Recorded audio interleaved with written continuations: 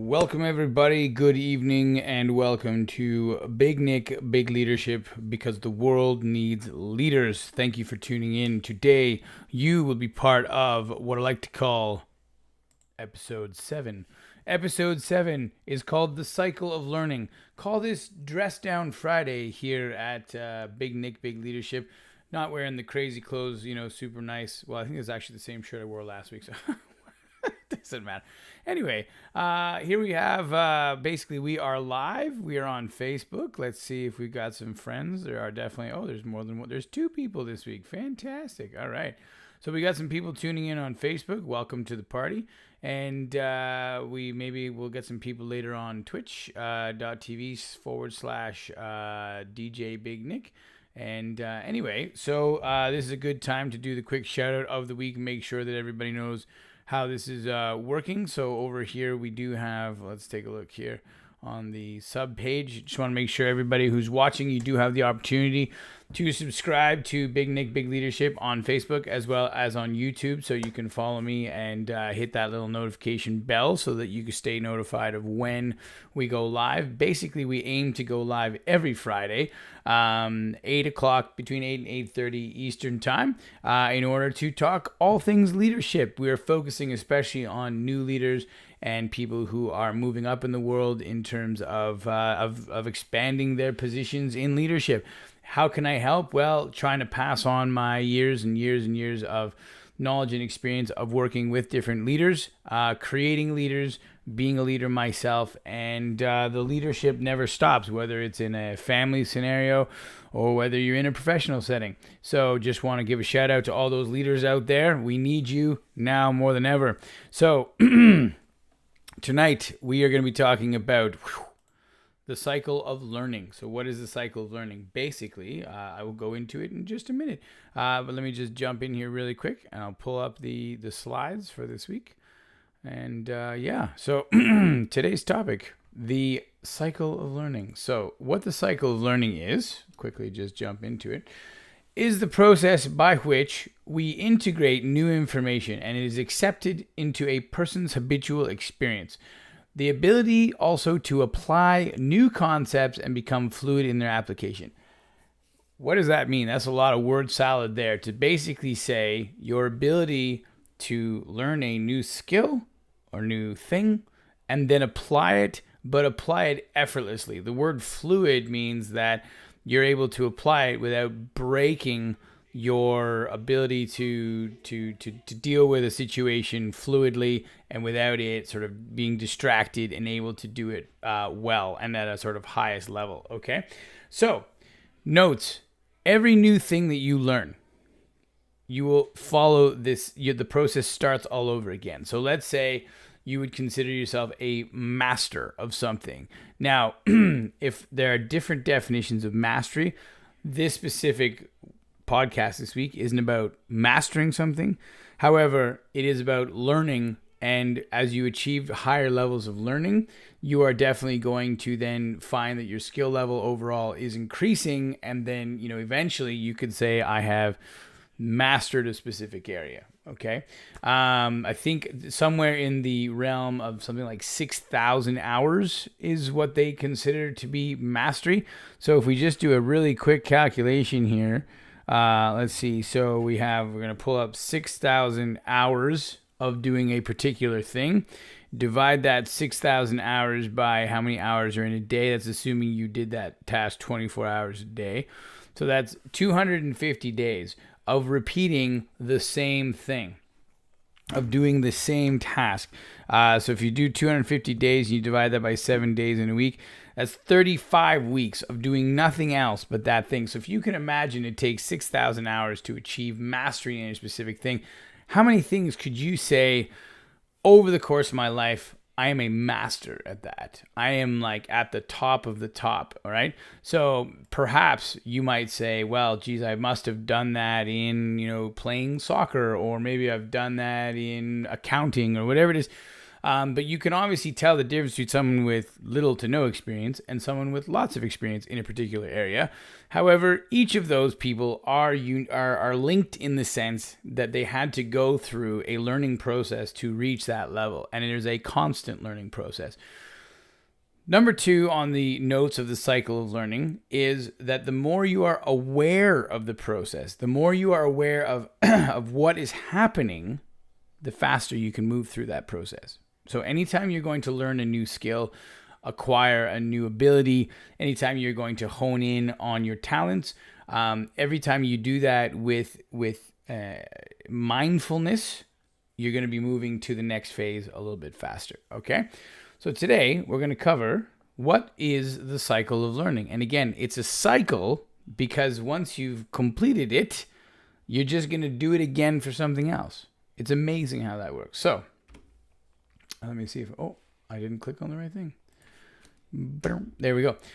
The first level of the cycle of learning, okay, is what we call unconscious incompetence. So what does that mean? Unconscious incompetence. Well, the word incompetent has a really negative connotation to it, but really this isn't a negative experience at all. It means you don't know what you don't know. You aren't even aware of either the result, the skill set, or the process required to achieve a desired result. Let me give you an example. The example I always use when I teach this concept, because I've taught this concept over and over, is tying your shoes. Okay, so let's say when you're a little kid and you're growing up, and then one day you're putting on your shoes by yourself, and your parents say to you, you know what? You've had Velcro for this long time. I'm going to show you how to tie your shoes. Now all of a sudden your mind changes, your whole universe. You're like, what? I am supposed to tie my shoes? As in, before that moment, you didn't even realize that you had to tie your shoes. You just thought, I put shoes on, they either have Velcro or I slip them on, or an adult does the thing for me, and I don't even look at the process. But what was happening all this time was out there in the universe, there's this thing called tying your shoes, and you didn't even know it was happening, and now you do. So that's what this is all about. Unconscious incompetence. You don't know what you don't know. It's kind of a good place to be, especially if you're as a new leader, because that's the realm where you can say, oh, wasn't aware of that. And now I am aware of it. And see, once you're aware of it, you can't go back to not being aware of it, you see. So that's the other problem with unconscious incompetence. It goes away really quick, okay? To move from unconscious incompetence to the next phase happens pretty fast. So let's go to the next one.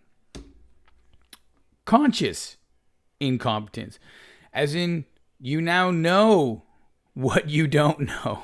So unconscious incompetence means you had no idea that you were supposed to tie your shoes. Conscious incompetence means I know I have to tie my shoes. I don't know how to tie my shoes, right?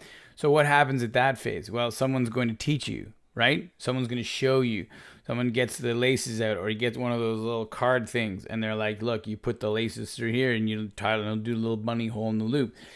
And all of a sudden, you're like, oh, this seems so difficult. The learning curve, to go from where you are today to the fact that look at all these adults who tie their shoes super quickly, right? It's like, you're like, wow, how do they do that, right? You're looking and going, man, I wish I could do that.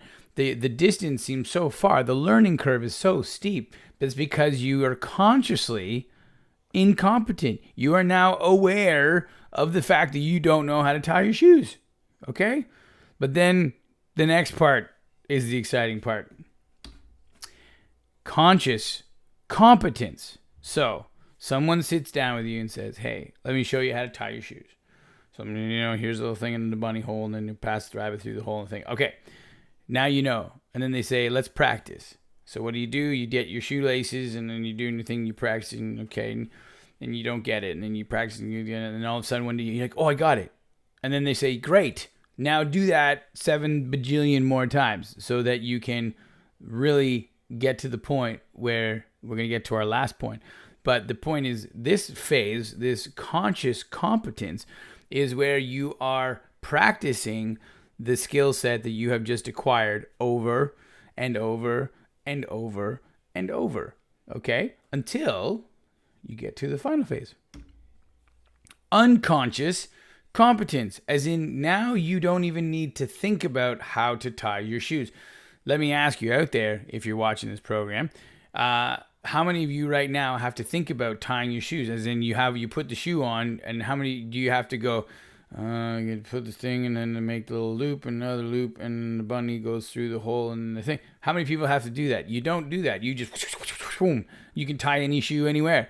You could tie laces. You could tie, thick laces, thin laces. You could tie, right? Because you've had so much practice that you are unconsciously competent. One would even say maybe you've tied your shoes so many times that you are a master of the shoe tie. Maybe that's what you would say.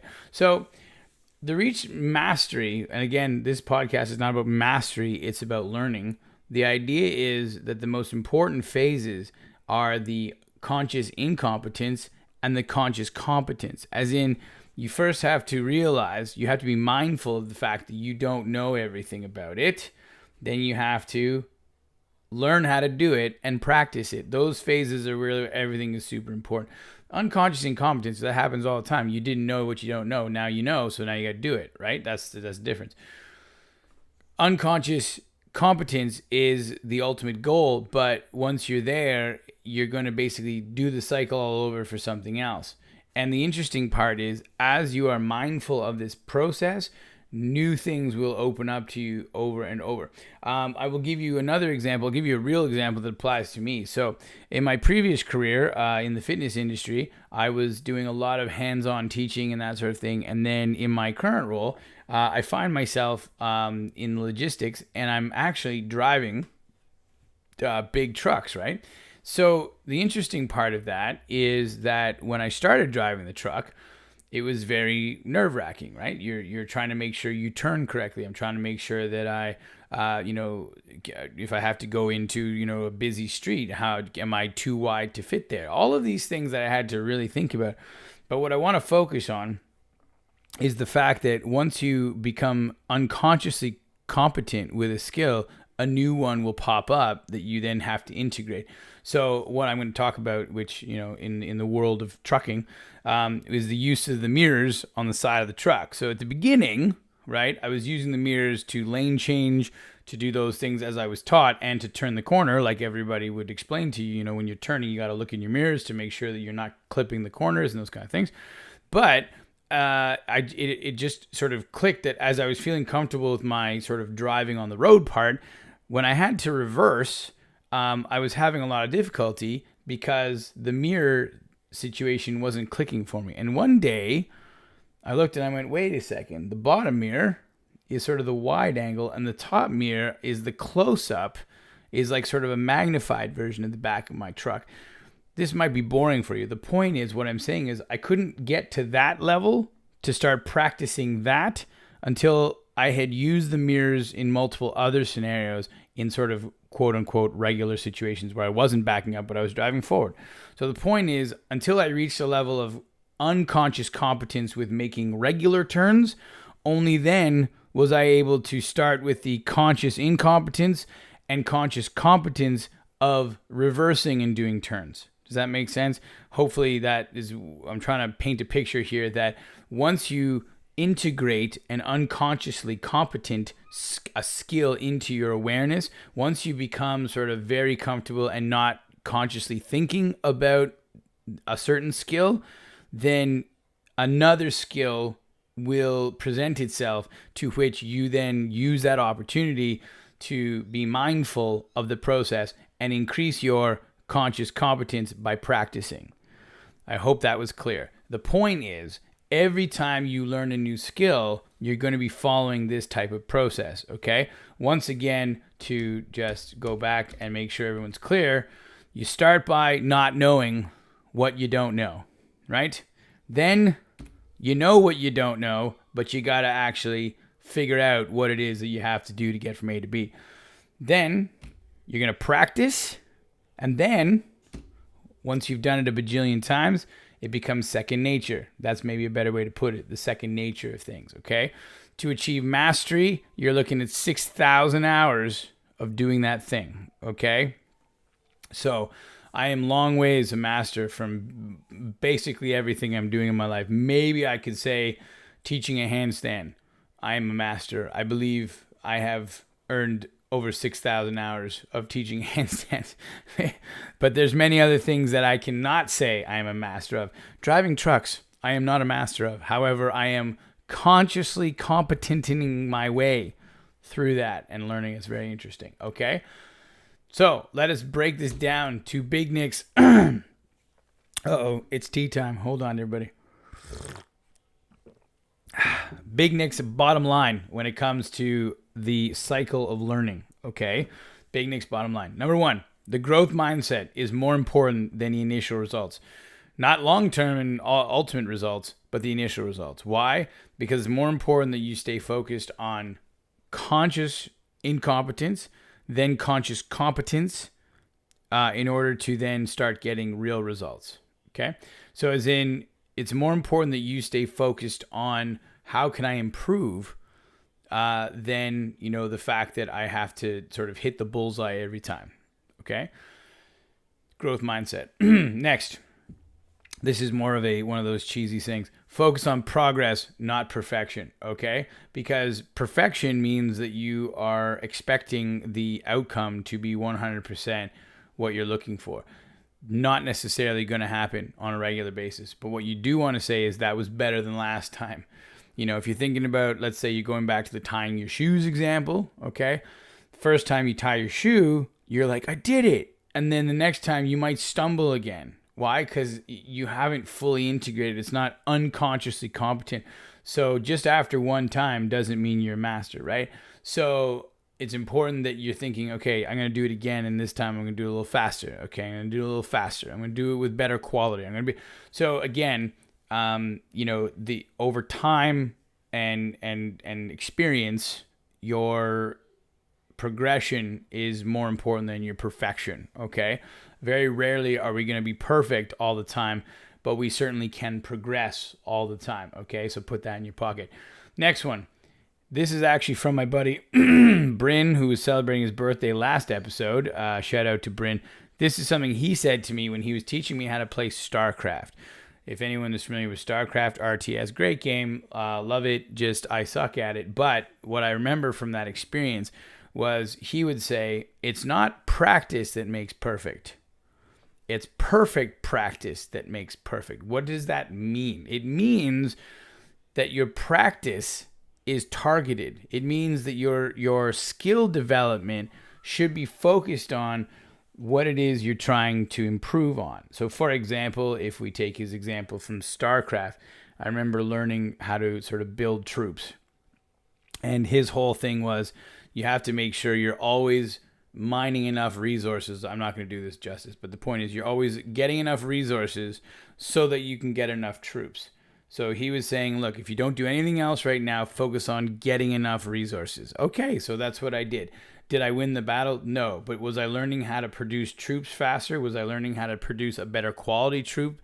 Yes. And so when I could then take that very basic skill set and apply it to the next portion of the game, at least I was understanding the fundamentals. I was understanding, okay, if I do this over and over and over, then good, and that will lead me to a better position over here. Was I going to win against a professional? Absolutely not. But was I progressing? 100%. And was my practice targeted? And so that's where he comes up with perfect practice.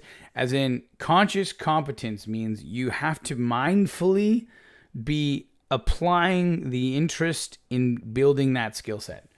That's what we're talking about here. Okay. So if you have a team around you, tea time, hold on.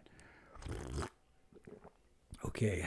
If you have a team around you, okay, and you're trying to get that team towards a goal, then breaking the goal down into sizable chunks and then saying, okay, guys, or depending on the team, because maybe all of them have to work on this, or maybe only one person has to work on that. And if it's one person and it's a big deal, you pull them in, you say, okay, so, we're going to work on this thing together.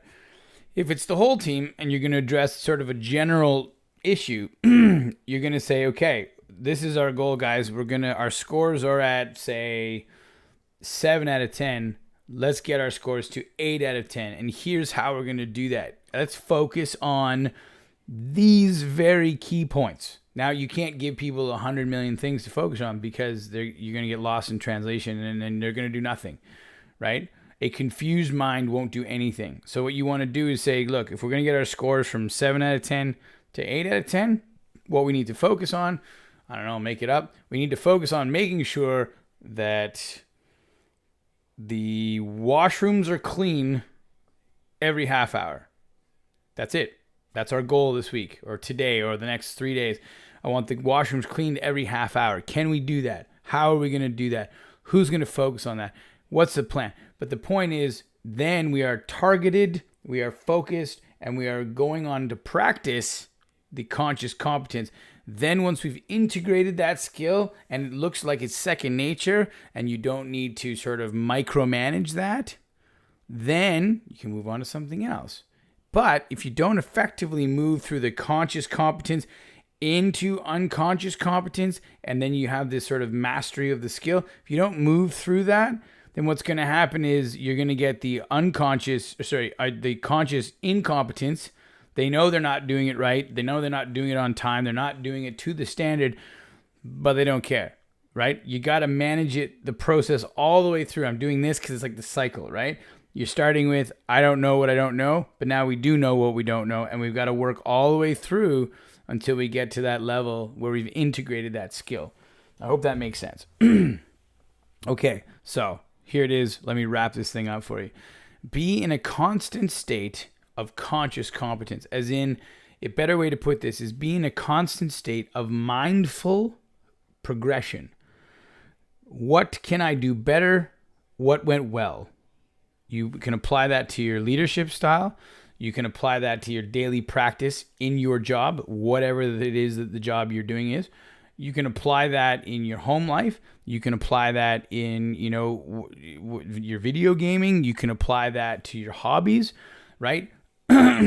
Learning progression means that you are growing your skill set, right?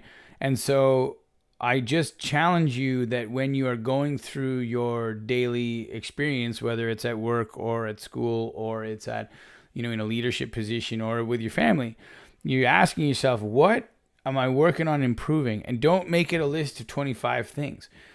Conscious competence is about perfect practice, is about putting the work in, the discipline in to improve this area. And once it becomes second nature, boom, and you got it, that doesn't mean you just forget about it, but it means that you can sort of now start looking at the next component, okay? I think video games in this case is a really good example of how that can be applied, because if you think about how most games start out, they always have, a system like a tutorial. So when you start this tutorial, it is a very stripped away version of what the game would be. Because it's giving you sort of bite-sized sort of controls in order to start to execute very basic activities in the game.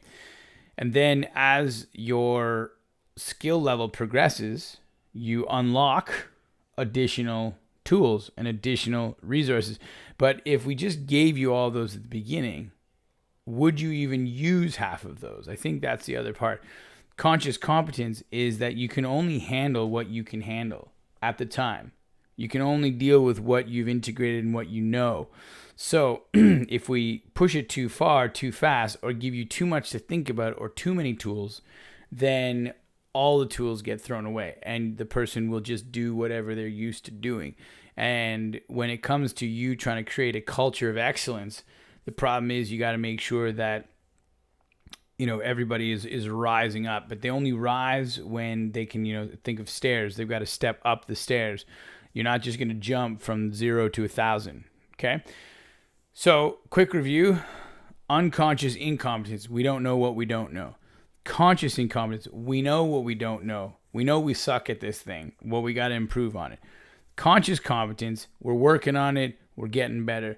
And then unconscious competence. It has been integrated. So this is just another testament to the fact that as a leader, you may have to be front loading a lot of the work to get your team practicing the conscious competence level. But then when it's unconscious competence, that doesn't mean it's fully hands off. It means you don't have to micromanage as hard, but it means that you do have to pay attention to the consistency of the conscious competence, which is leading to the integration of that skill set. Okay. And then finally, leadership takes time. Remember that this is everything we've been talking about so far. It's lonely at the top. And what is the difference between a leader and a boss and all these things, right? No matter what you're doing, that cycle of learning, whether it's something you're learning personally or it's something that you're trying to teach other people, it's going to take time for it to get from the I don't even know that I needed to know that to the I'm now doing that as an unconscious integration practice in my daily activities. Okay. So that was a shorter episode today, but I want to say hopefully that was chock full of important stuff, because I want you out there, if you're stumbling, if you're having trouble, I want you to think, well, maybe I suck at this today, but you know what? I'm going to get better. I'm going to keep working. And when I keep working on these things, there's a good chance that I come out the other side better, stronger, and more able to lead my team into the next phase of whatever it is that we have to do. Don't rush too fast to get to that next phase, because remember, all of this takes time. It's not something that's going to be done overnight, okay? And so now it's a good time just to remind everybody again, thank you for tuning in. Really appreciate the support. And holy cow, now all of a sudden people are watching. We got all these people. I'm just about to turn this thing off. Anyway, if you have any comments or questions, now's a good time. Maybe we can take a couple minutes to go through the chat while I'm mentioning to everybody that this is a time to subscribe. Make sure you follow me on Facebook at Big Nick Big Leadership. Make sure that you're also subscribing on YouTube and you're hitting that little bell to stay notified of when we go live. The goal is to do a show every Friday between 8:30, somewhere around there. And yeah. But today we talked about the cycle of learning. We talked about how important it is to, have patience and go through each phase of the cycle of learning, and to have that. Oh, there he is. Hey, Ryan, good to see you, buddy. Thanks for hopping on. Gev, you'd like me to expand on the leader versus a boss a bit more? Geez, you have to go back to episode 1, buddy. Episode 1. On the difference between a boss and a leader. But I appreciate the question. Yeah, expand on the leader versus a boss. The leaders. Oh wait, I can help you out, Gev, because Gev's a good close friend of mine. And it's just like Ryan. Gev, the difference between a boss and a leader, like Messi would be like a leader, right? Like he's out there in front and he's leading his team to victory. And then Ronaldo. Yeah, Ronaldo's more like a boss, sitting there complaining when he doesn't, his team doesn't give him the ball enough, that kind of thing, because he wants to score and just be the winner all the time. Is that a good example for you? Is it? Yeah, okay. Okay. There you go. I think I gave it to you. There it is. 1-2 punch. Messi versus Ronaldo. There's a boss versus a leader. Oh, man. Anyway, well, hopefully... I'm losing people out there. Oh, love you, man. Good to see you. All right, guys. Well, anyway, heart to everybody out there. And if anybody's interested in the next DJ set, that's going to be coming up. I'm going to have the announcement for that next week. Anyway, so yeah, this week again, the cycle of learning. Hopefully you enjoyed that. Don't forget to subscribe. Stay tuned. And hope everybody has a great weekend out there. It's Friday night, so get out and enjoy yourself. And, well, I guess you can't really... what's it called? The COVID situation here. We've now moved into wave 2. So wave 2 in Ontario here. Everybody stay safe, okay? Wear a mask and wash your hands and be safe. Anyway, that has nothing to do with what we're talking. Big Nick, big leadership, because the world needs leaders. Signing off. Have yourself a great evening. Take care. Bye-bye.